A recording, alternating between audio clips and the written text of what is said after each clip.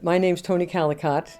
I was raised in a little farm community that many of you might know called Hemet, California, one of the original farmers' daughters, and I can cut a man's hair, and I can drive a tractor, and I can chase after chickens and gather eggs very well.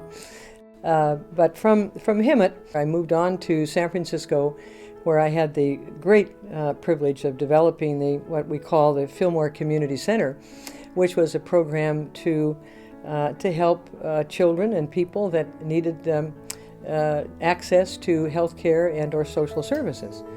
And from San Francisco, I was very fortunate to come back into San Bernardino and took a position with the Public Health Department, where we developed and provided clinical services throughout the county. We looked at need and we looked at resources, and we collaborated with people to provide clinical services for some of the underserved areas of our county. While I was there, I met and became very familiar with a local healthcare institution called San Bernardine Medical Center.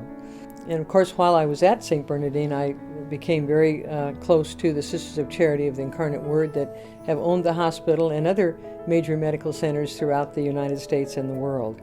So while at St. Bernardine, I've learned the skill of collaboration and looking within the community and developing relationships. I've always believed in doing that before you need them. And while doing so, I became familiar with the American Red Cross and was very fortunate to become their chief for about a 10-year period of time. We served thousands of displaced people and helped people rebuild homes. So through our collaborative efforts with the American Red Cross, I became familiar with a small housing foundation called California Housing Foundation. The main purpose of the foundation is to buy single-family residences. They refurbish those homes to be able to fit the needs of those that are developmentally disabled. Those homes are then leased to the care providers that the state has identified, and people then have a place to live. Right now, we are 51 homes strong throughout the state of California, and we will continue to grow as the need arises. A great influence on my life has been the Sisters of Charity of the Incarnate Word.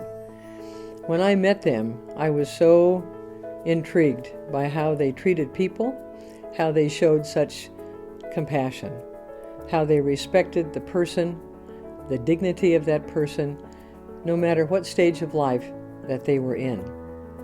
I will always cherish the lessons learned and the memories that I have that I will hold near and dear in my heart. I just cannot imagine living a life without your eyes wide open, looking at the issues we have in our society, the problems that people have of accessing services and health care, and sitting back and doing nothing about it. It makes no sense to me. And you have to fight the battles. You have to fight the battles for these people that can't fight it for themselves.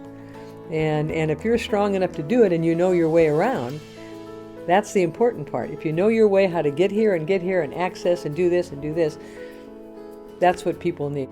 You know, I'm soft and compassionate and gentle, but if somebody stands in the way of someone getting help, that is not right. And so we have to stand up for those that can't stand up for themselves. Sometimes it works, sometimes it doesn't.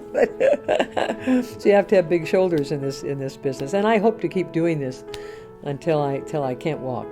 Going on 74 years old, and I plan on continuing this for a long time.